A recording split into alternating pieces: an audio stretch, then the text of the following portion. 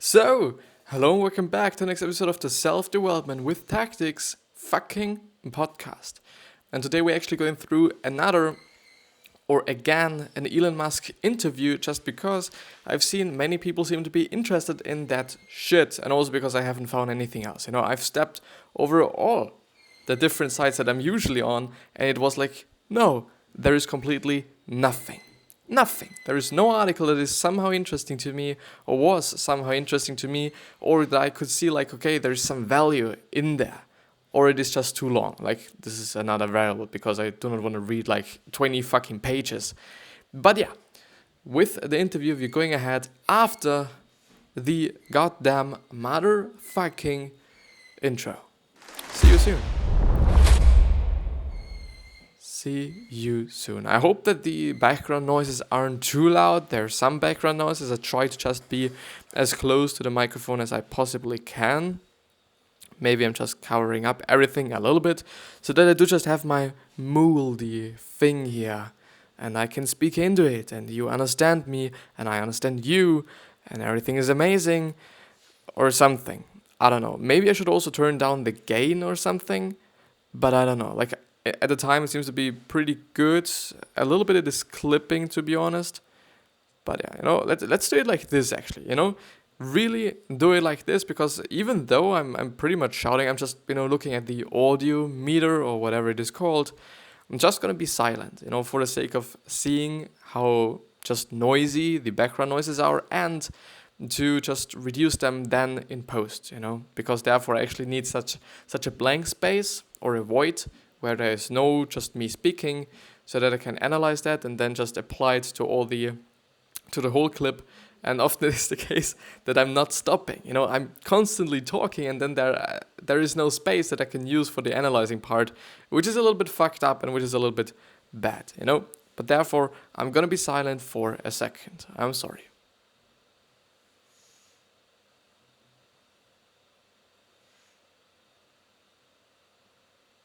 Well, I think it is pretty fine though. I really think it is quite fine, But it would be interesting if it is just worse when I am a little bit louder.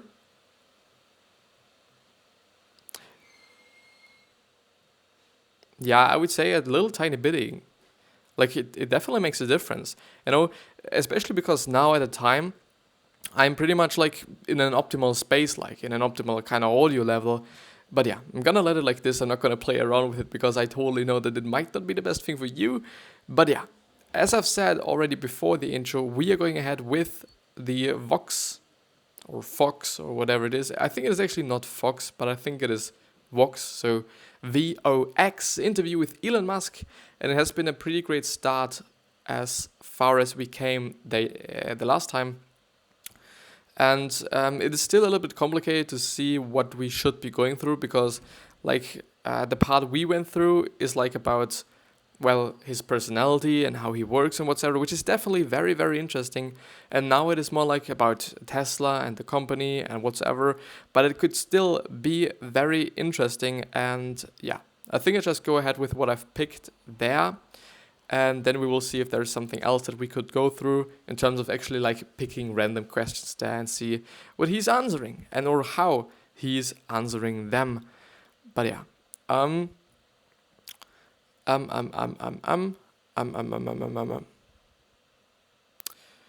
So the good thing is I don't find it, But yeah. I just let's go ahead with this one. Let me just operate it there. Sorry, I should probably do it before the episode, but I don't do it. So, the boring company that chokes and drilling technology. So let's finish up the last two things. Boring company. I was just with Eric Garcetti in Los Angeles. So Eric Garcetti, as far as I know, is actually, I don't know if he's also a co-founder or something, but he's definitely working for the boring company or Tesla or SpaceX. So he's somehow associated with Elon Musk to some degree. I don't know. Oh, great. Yeah, Eric's been a great supporter. And Elon has definitely been talking about Eric as a just really important person and a really good person, as far as I know. If I remember correctly. But the thing is, I actually wanted to go through some Mars shit, where he is just talking about Mars. I'm really, really thrilled to find it, actually. I'm very sorry. Yeah, there it is. SpaceX and dying on Mars. Because just pretty recently, I've been listening to Seth Godin and his thoughts on the whole Mars thing and just colonization of Mars and the moon and whatever there is. And it is really interesting, and I'm going to talk about it. You could also listen to the podcast. It is Akimbo, and I guess it is called... I don't remember, unfortunately, but it is one of his recent ones, and they are just amazing. I've been talking about them before. I might be linking them all down in the description. All the podcasts that I so like, I'm going to link them down. I'm definitely going to do that. I hope I'm not forgetting it. If I'm forgetting it, just hit me up on just any social media, and then I'll just do it in post, and I'll just give it to you if you're interested, or comment down in the description. Well, actually in the comment section, not in the description. And then I'm going to add it to the description or to wherever. But yeah, the thing with Mars is, as Seth Godin was talking about it, it's a little bit of a long way up there. And the problem is, if we have forgotten something, or if we have forgotten something, then we are basically fucked, you know. Getting back is really complicated and it really takes quite some time, I assume at least.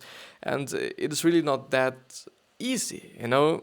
And the thing is, there's always going to be just something that we have forgotten about. There's always going to be just something that in the process, like it doesn't necessarily have to be like in the very first beginning, but after, I don't know, a few years, maybe we come to the conclusion that there is something left, you know, or there is something that we need now and it is not there on Mars.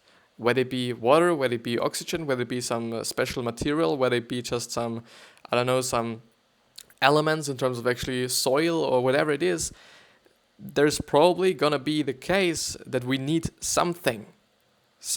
And if it is not there, it is really, really complicated. And Seth was explaining that with a really, really great example. And it is about yak shaving. I assume yak is an animal, right? I don't know. I really don't know. But the thing is, it is a really great example. And as he said, this example is relatively old. So it's been in the space of technology and I think coding and those shit for quite some time right now, and it is the following. So your spouse bothers you to mow the lawn, to mow the grass, to mow like your garden. You know what I mean. But then you just come to the conclusion or see that you do not have your lawnmower. It is not there. It's not in the garage. It is not in some other room. It is just not there. And then you remember, oh, you've given it to your neighbor. And then you go to your neighbor and then you ask him, could I please get your lawnmower back? And then he's like, well, yeah, you can get it back, but only if you give me my pen. Because I need my pen. It is just a really important pen. It is from my grandmother. And then you're just remembering, oh, you gave that pen to another friend or another neighbor, so you go to the other neighbor. You're asking the other neighbor, well, could I please get my pen back? And he is like, well, yeah, you can get your pen back if you give me my yak sweater that I've gave you just a year ago. And then you find yourself in the middle of the night in a zoo getting the wool from a yak. So actually shaving it or whatever it is, I don't know. There's a lot of vocabulary that I just need right now, actually, but you know what I mean. Or I think it is actually a pretty great example to visualize what the problem is.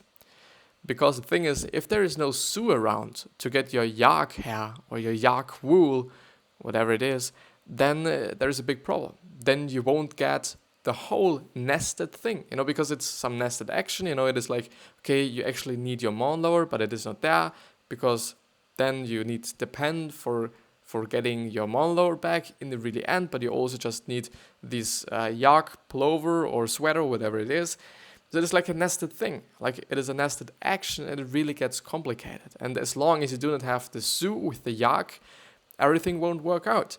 And it is the exact same thing that might occur, as Seth Godin talks about it, on Mars, because there is probably going to be something that is unexpected, you know. It is about the unexpected things. I think it is actually in the episode on artificial intelligence.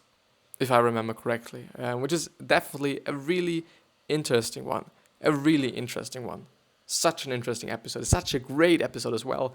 The thing is, when we do not have a zoo with a yak, then everything is fucked, basically. And on Mars, it might be something different. It might be soil. You know, we need soil to grow our beans, and we need the beans to just, I don't know, just get a certain element or certain nutritions out of them, not only for us, but also for just our yaks or for our just, I don't know, animals or something. And then because we do not have any soil, we can't do anything else. At least I think this is meant by the whole yak and the yak visualization thing, because he didn't explain it in the end. You know, it is relatively open. It was like an open-ended story, quite. But yeah. But I'm gonna read what Elon Musk is talking about. You know, what Elon Musk is willing to do. So yeah, SpaceX and dying on Mars. Well, let's get to rockets then. SpaceX, last time we talked, you said you want to die on Mars, just not on landing. Just not on landing. Which was a very funny joke, although it's probably not a joke. It's probably. Well, it would be ironic if that had happened. I have to be careful about tempting fate, because I think often the most ironic outcome is the most probable. It just very often seems like reality tries to, actually, technically, there's a friend of mine, Jonah Nolan. So it's basically he stopped the sentence there and he's beginning a new sentence. So actually, technically, there's a friend of mine, Jonah Nolan, who had this like modification of Occam's razor when he said he thinks the most ironic outcome is the most likely. And then I think that there is some truth to that. And then also I think sometimes the most entertaining outcome is the most likely. Well, entertaining, dying just when you're landing, I don't know if that's entertaining. I guess actually not. But I think it is actually kind of a great goal, like to just die on Mars. Like, it seems great. You know, even though like there is so many debating stuff about just whether Mars or whether the moon first, you know, because Mars is actually a pretty long distance and whatever, and, you know, nobody knows what it is really like on Mars. We still have some roboters and some robots, I'm sorry, but like we don't have just, you know, any human beings there, and the moon is a little bit closer, a little bit, and even I guess Blue Origin, so the company of Jeff Bezos, that is actually also just, you know, experimenting with rockets and just space colonization and whatever it is, and they actually say that we should go first to the moon and then from the moon to Mars.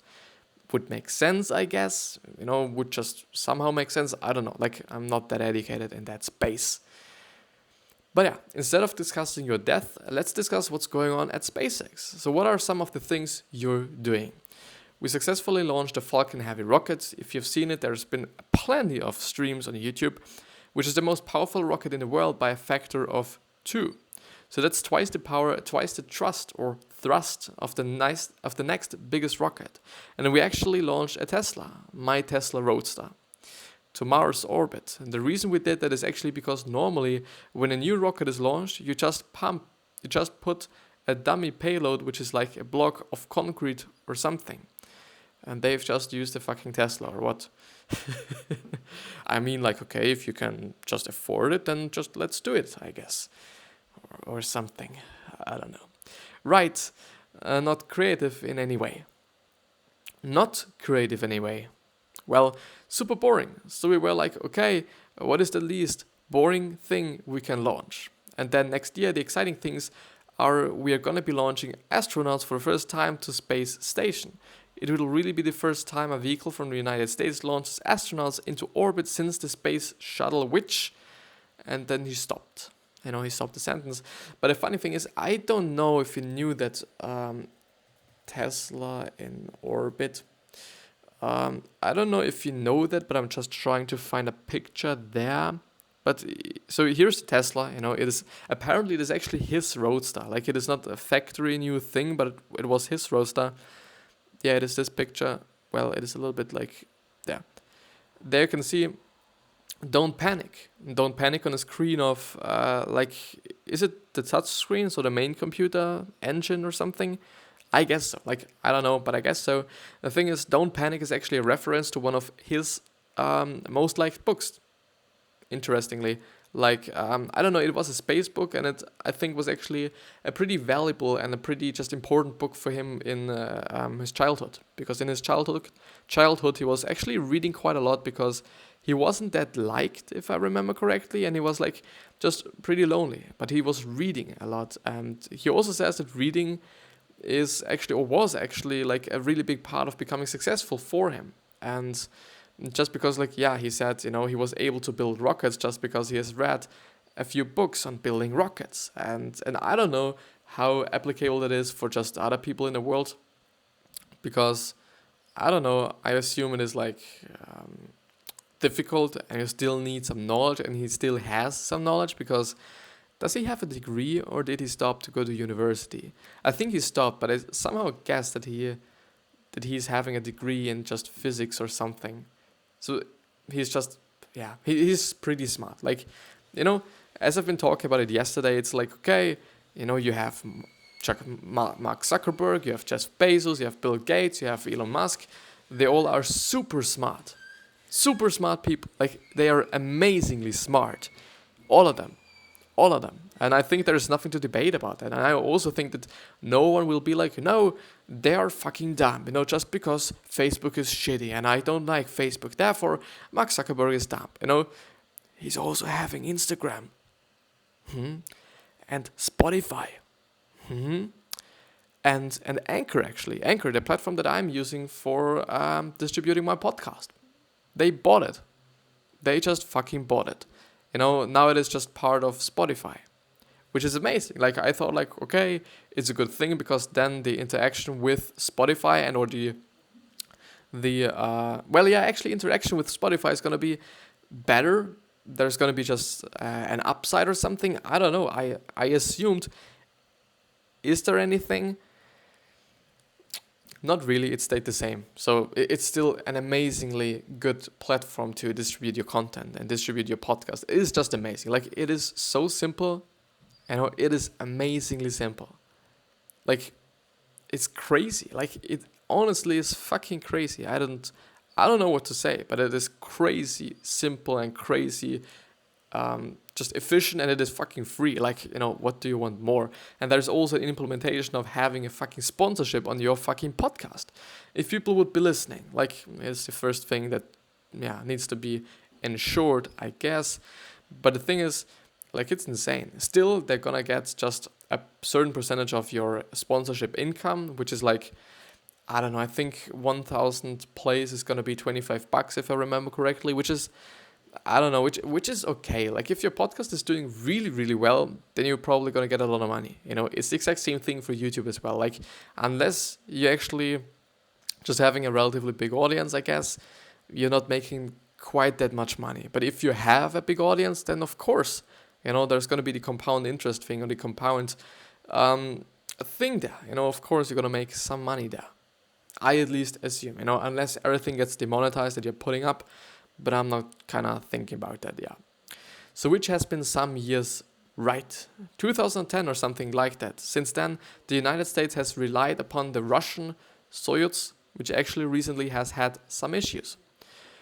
Right. I'm not going to go into politics there, therefore I'm just going to skip that. But the Boring Company and dad jokes and drilling technology, because I guess there could be something in it. But I actually wanted to talk about Mars and the Seth Godin story at first, because it was so in my mind, and I was maybe a little bit feared that I'm actually forgetting it, because this is something that happens to me. It really does. It really does. It really fucking does, unfortunately, to some degree. Like, yeah. So yeah, he has. He says anything to cut traffic, he doesn't care. So it is about Eric Garcetti. I was like, why do you think these people are interested in traffic so much? And he said, because no matter how rich you are, everybody can get caught in traffic, and so they just want to do something about it. Yeah, Eric's been a really supportive of our is it supportive? Supportive. Yeah, it should be, but it sounds a little bit strange. Of our activity in LA. I mean, technically, our first tunnels are in Hawthorne, but we do expect to, over time, create a network of tunnels under greater LA. And I think this is really the key to getting around the city very fast. You've got to go 3D, our offices are 3D and dense, but we then have a 2D road transport network.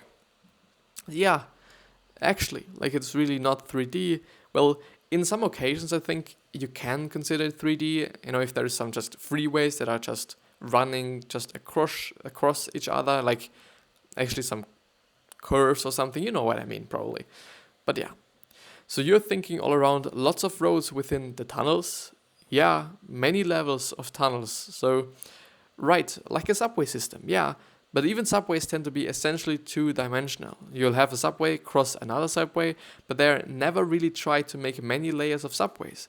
The cost of tunneling historically has been prohibitive, and they have also been incredibly slow. The typical cost for a subway per mile cost for a subway in the US has been about $1 billion a mile. So that is not a very scalable solution. What the fucking hell? Wait, like, I'm just remembering because where I go to school, or where I just attend my school, my graphic design school, it is actually like, yeah, it is not a big city, but it's still a city. Like, it is like 120K population or something. So it's definitely something. Like, it is not that big, but it is also not really small. Like, my town has 18 or something, 18K. Still enough. Like, I like it. I really like it. Still, I would really like to live in an English-speaking country. You know, I would. But I think United States wouldn't be an option for me, but rather like the UK, just because, like, you know, also a factor is just being a little bit closer to my family and the time zone thing and whatever. But yeah, like, I guess I'm gonna do that. You know, I guess I'm gonna do that because, like, I don't know, like, I feel there's a certain feeling that I'm having with the English language, actually. Like, I don't know. I really don't know how to explain that, but it just somehow feels for me like, okay, I have to live there, even though it is just really complicated, I guess. You know, it really is, especially if okay, I could just use Ireland or just choose Ireland. Like, if everything is broken down with just Britain and that Brexit and whatever, or I could go to Australia. But then I could also just go to the States anyway. But yeah, or New Zealand, or India. I'll see. I'll actually see. But the thing is, like, this town where I'm attending my school is actually not having any subway stations. So, is it subway? Well, it has train stations, but not a subway station. And the thing is, like, you know, a lot of people actually, and I've been talking about it before with people, that, you know, it would be amazingly great to have just a subway because there's a lot of just traffic and traffic jam in the city and whatever, and it's just pretty fucked up, especially if there is some construction works or some repairments that have to be made with certain things on the street or something. It is really, really, really dense there then, and it would be nice. But, you know, if the cost is actually $1 billion per mile, like, it is nothing. Like, a mile is quite nothing, and it is just such a high cost. It would be insane. Like, nobody would do that, I guess. Like, I don't even know if it would be just, you know, smart then to do it. Like, just, I don't know. I don't know if this would make sense. So tunnels. You could certainly have a subway system which had many layers of tunnels, but the tunnels are so prohibitively expensive that they don't do it. But you can go down 100 levels if you want to. You could have 100 layers of tunnels on top of each other. You can go further down than you can go up. So the deepest mines are much deeper than the tallest buildings. But really the key is a massive improvement in tunneling technology. That's the linchpin. That's fundamentally what it amounts to. And as I got sort of digging into tunnels, haha, good one. Do you say that? Please don't do that. You need to stop. Is that how you amuse yourself? Yeah, no, I've got 1 million of them. Digging in, tunnels are really so unappreciated, they have no place to go but down. Oh my god, alright, okay, there's dad jokes. there are dad jokes, or these are dad jokes. I'm a dad, so well yeah, I'm not gonna get into the jokey area there. I guess. But yeah, especially because I've read it like, I didn't understand it. At first I really didn't understand it, to be honest. Like but yeah. Um Linchpin, the word linchpin just really popped up for me, because it is actually, I think it is a word that got very popular through Seth Godin and his book Linchpin. And it is an amazing book, and the story is amazing. It is basically like being an exception. You know what? A linchpin. I'm gonna Google it. I'm gonna give you that. Definition of linchpin. A locking pin inserted crosswise, or one that serves to hold together parts of elements that exist or function as a unit. The linchpin in the defense case.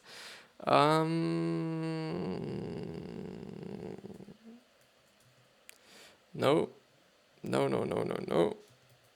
Seth Godin definition. Seth Godin describes a linchpin as someone or somebody in an organization who is indispensable, who simply cannot be replaced because their role is just far too unique and valuable. Let me begin by starting. That's it.